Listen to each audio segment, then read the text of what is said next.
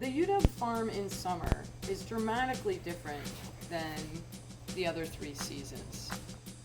Because we're in the Pacific Northwest, it starts off with endless sunny days, increasing soil temperature, and very little rain.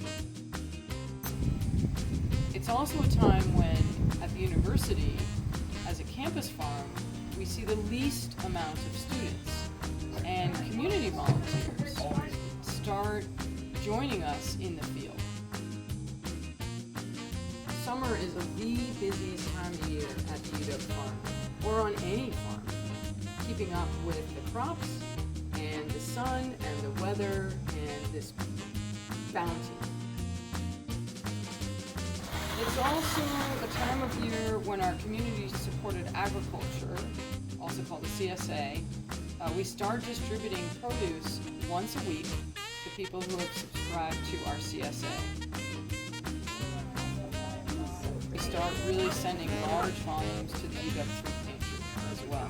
The amount of produce we normally send to UW Dining, however, decreases because there aren't that many students on campus. One of the most amazing parts of the summer for me on a farm is the amount of pollinators, so butterflies, bees, incredible amount of hummingbirds that visit all the different flowers.